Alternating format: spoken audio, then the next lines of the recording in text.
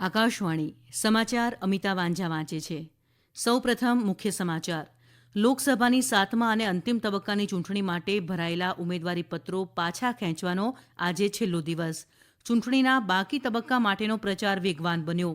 કેન્દ્રીય ચૂંટણી પંચે બંગાળના મુખ્યમંત્રી મમતા બેનર્જી અંગે ભાજપના અભિજીત ગંગોપાધ્યાયે કરેલી કથિત અપમાનજનક ટિપ્પણીના કેસમાં તેમને કારણ દર્શાવો નોટિસ પાઠવી.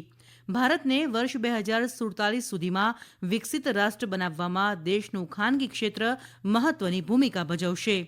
દિલ્હીમાં ઓએનડીસી સ્ટાર્ટઅપ મહોત્સવનો આજથી આરંભ થયો અને સર્વોચ્ચ અદાલતે અરવિંદ કેજરીવાલે મની લોન્ડરિંગ કેસમાં ઈડી દ્વારા કરાયેલી ધરપકડને પડકારતી કરેલી અરજી પરનો ચુકાદો અનામત રાખ્યો.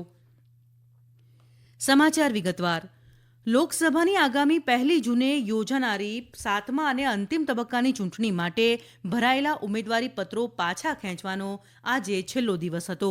7મા તબક્કામાં 7 રાજ્યો અને 1 કેન્દ્રશાસિત પ્રદેશની કુલ 57 બેઠકો માટે 1 જૂનના રોજ મતદાન થવાનું છે.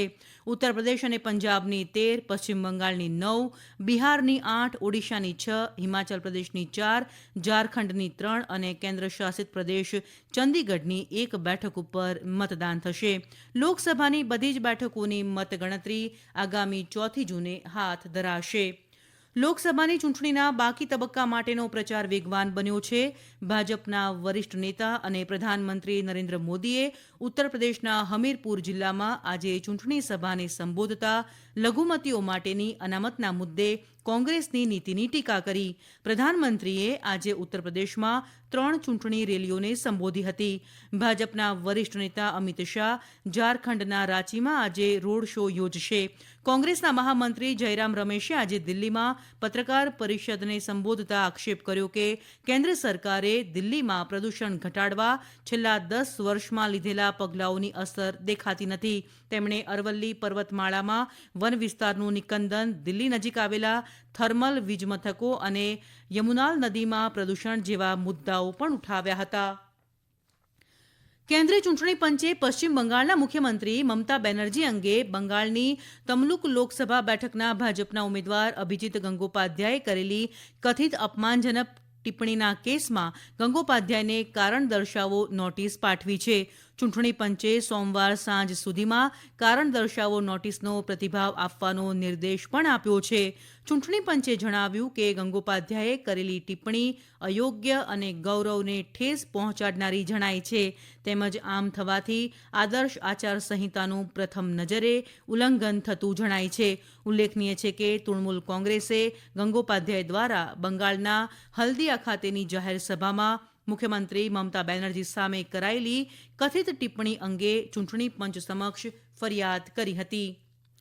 કેન્દ્રીય નાણામંત્રી નિર્મલા સીતારામણે જણાવ્યું છે કે ભારતને વર્ષ 2047 સુધીમાં વિકસિત રાષ્ટ્ર બનાવવામાં દેશનું ખાનગી ક્ષેત્ર મહત્વની ભૂમિકા ભજવશે. આજે દિલ્હીમાં વેપાર ઉદ્યોગ ક્ષેત્રની સંસ્થાના એક કાર્યક્રમમાં તેઓ બોલી રહ્યા હતા. તેમણે વિશ્વાસ વ્યક્ત કર્યો કે આગામી 5 વર્ષમાં વૈશ્વિક અર્થતંત્રના વિકાસમાં ભારત 18% જેટલું યોગદાન આપશે. દેશના ઉત્પાદન અને સેવા ક્ષેત્રનો સતત વિકાસ થઈ રહ્યો છે. તેથી ઝડપથી વિકસતું ભારતનું અર્થતંત્ર આગામી વર્ષોમાં પણ ઝડપી વિકાસ સાધશે. નાણામંત્રીએ કહ્યું કે સતત પરિવર્તન વિનાનું એટલે કે સ્થિર આર્થિક નીતિના કારણે દેશનો ટકાઉ આર્થિક વિકાસ શક્ય બન્યો છે. ભારતીય સ્ટાર્ટઅપ પહેલ અને ઓએનડીસીના સંયુક્ત ઉપક્રમે દિલ્હીમાં ઓએનડીસી સ્ટાર્ટઅપ મહોત્સવનો આજથી આરંભ થયો. આ મહોત્સવમાં દેશના 5000થી વધુ સ્ટાર્ટઅપ ભાગ લઈ રહ્યા છે. મહોત્સવના ઉદઘાટન સમારોહમાં ઉદ્યોગ અને આંતરિક વેપાર પ્રોત્સાહન વિભાગના સચિવ રાજેશ કુમાર સિંહે સ્ટાર્ટઅપના વિકાસ અને નવકલ્પનાને પ્રોત્સાહન આપે તેવી વ્યવસ્થા ગોઠવવા અંગે કેન્દ્ર સરકારની પ્રતિબદ્ધતા દોહરાવી છે. ઉદ્યોગ અને આંતરિક વેપાર પ્રોત્સાહન વિભાગના સંયુક્ત સચિવ સંજીવે સ્ટાર્ટઅપ અને ઓએનડીસી વચ્ચે સહકાર ચાલુ રાખવાના કેન્દ્ર સરકારના આયોજનની વિગતો પણ આપી હતી. આઈપીએલ ક્રિકેટમાં મુંબઈના વાનખેડે સ્ટેડિયમ ખાતે મુંબઈ ઇન્ડિયન્સ અને લખનૌ સુપર જાયન્ટ્સ વચ્ચેની લીગ મેચમાં મુંબઈ ઇન્ડિયન્સે ટોસ જીતીને ફિલ્ડિંગ પસંદ કરી છે. છેલ્લા સમાચાર મળ્યા ત્યારે લખનૌ સુપર જાયન્ટ્સ ટીમે 3 ઓવરમાં 1 વિકેટે 14 રન કર્યા. સર્વોચ્ચ અદાલતે દિલ્હીના મુખ્યમંત્રી અરવિંદ કેજરીવાલે મની લોન્ડરિંગ કેસમાં એન્ફોર્સમેન્ટ વિભાગ દ્વારા કરાયેલી ધરપકડને પડકારતી કરેલી અરજી પરનો ચુકાદો અનામત રાખ્યો. જોકે સર્વોચ્ચ અદાલતે આ કેસમાં નિયમિત જામીન મેળવવા ટ્રાયલ અદાલતમાં જવાની અનુમતિ અરવિંદ કેજરીવાલને આપી છે. સર્વોચ્ચ અદાલતના ન્યાયાધીશ સંજીવ ખન્ના અને દીપાંકર દત્તાની બનેલી બેન્ચે ધારાશાસ્ત્રી અભિષેક સિંઘવી અને additional solicitor general SV Raju દ્વારા કરાયેલી દલીલો બાદ અરવિંદ કેજરીવાલના કેસનો ચુકાદો અનામત રાખ્યો.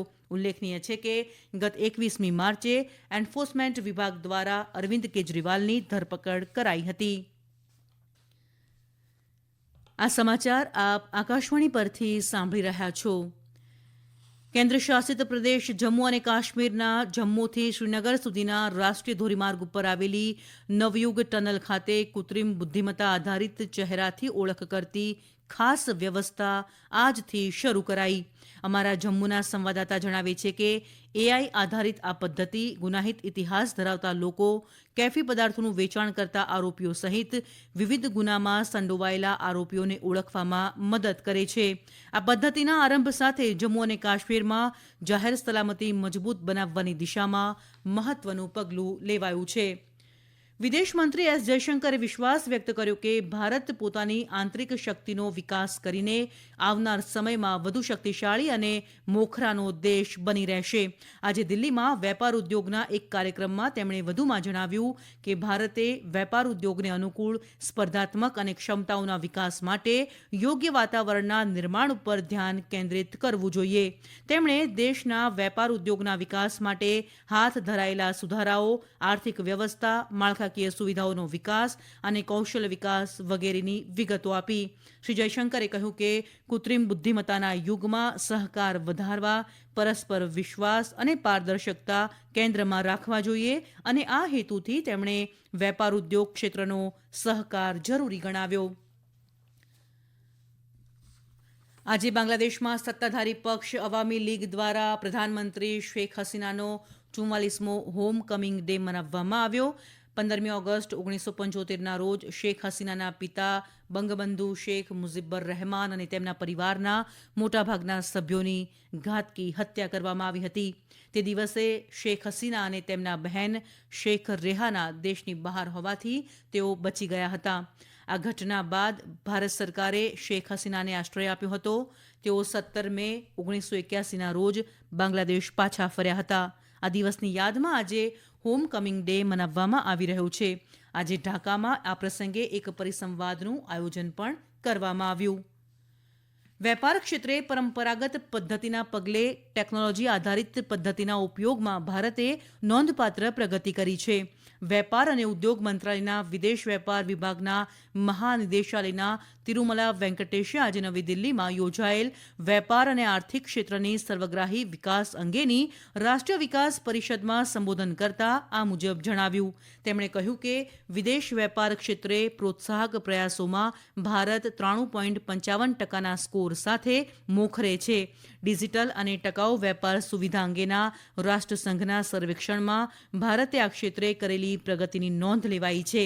તેમણે દેશની વેપાર ક્ષેત્રની ભવિષ્યની જરૂરિયાતો અને આ ક્ષેત્રના વિકાસને સુનિશ્ચિત કરવા આધુનિક ટેકનોલોજી અને વિશ્વ સ્તરની શ્રેષ્ઠ વેપાર પદ્ધતિઓ તારવી કાઢવા વેપારીઓ, બેંક અધિકારીઓ અને સંબંધિત વિભાગના અધિકારીઓને અનુરોધ કર્યો હતો. અંતમાં મુખ્ય સમાચાર ફરી એકવાર. લોકસભાની 7મા અને અંતિમ તબક્કાની ચૂંટણી માટે ભરાયેલા ઉમેદવારીપત્રો પાછા ખેંચવાનો આજે છેલ્લો દિવસ. ચૂંટણીના બાકી તબક્કા માટેનો પ્રચાર વેગવાન બન્યો. કેન્દ્રીય ચૂંટણી પંચે બંગાળના મુખ્યમંત્રી મમતા બેનર્જી અંગે ભાજપના અભિજીત ગંગોપાધ્યાયે કરેલી કથિત અપમાનજનક ટિપ્પણીના કેસમાં તેમને કારણ દર્શાવો નોટિસ પાઠવી. ભારતને વર્ષ 2047 સુધીમાં વિકસિત રાષ્ટ્ર બનાવવામાં દેશનું ખાનગી ક્ષેત્ર મહત્વની ભૂમિકા ભજવશે. અને સર્વોચ્ચ અદાલતે અરવિંદ કેજરીવાલે મની લોન્ડરિંગ કેસમાં ઈડી દ્વારા કરાયેલી ધરપકડને પડકારતી કરેલી અરજી પરનો ચુકાદો અનામત રાખ્યો. આકાશવાણી પરથી સમાચાર પૂરા થયા.